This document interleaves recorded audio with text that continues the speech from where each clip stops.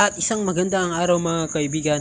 At ang ating ulam ngayon mga kaibigan ay ghost pepper, ang isa sa pinakamaanghang na pancit canton mga kaibigan ng China. So China po ito. Ewan ko, China po ata ito.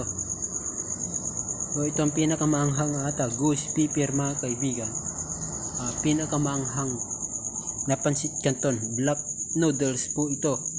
Kung natikman nyo na ito, masasabi ninyo talaga na sobrang anghang nito. Baka hindi nyo na kayang kainin lahat.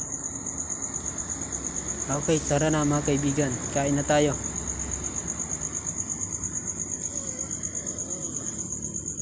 Yes, at mayroon tayo dito pritong manok mga kaibigan.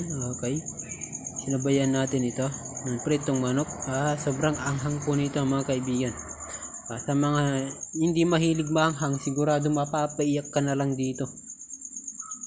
Pinasubo ko na naman yung sarili ko mga kaibigan, kahit alam ko hindi ko kayang kainin lahat.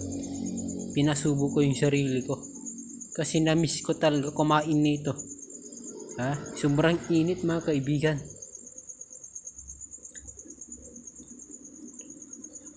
Tara, kain tayo.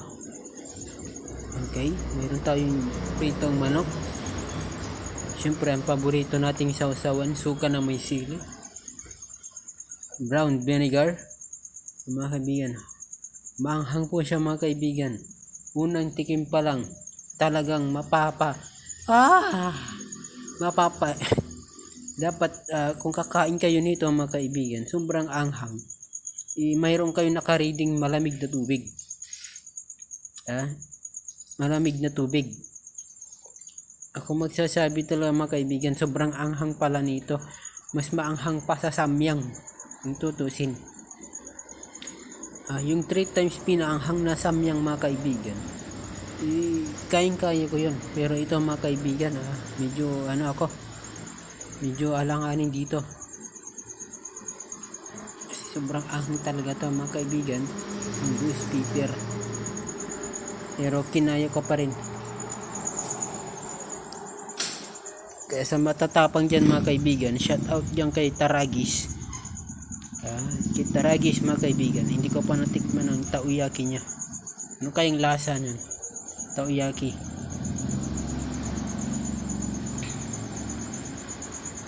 Yeah.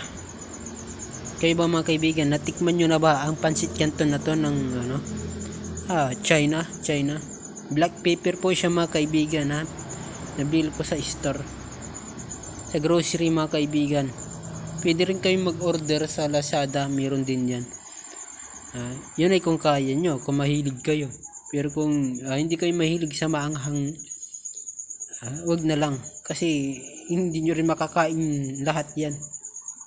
Sa totoo lang, napakaanghang mga kaibigan. Parang nasusunog yung mo, yung bibig mo, yung labi mo.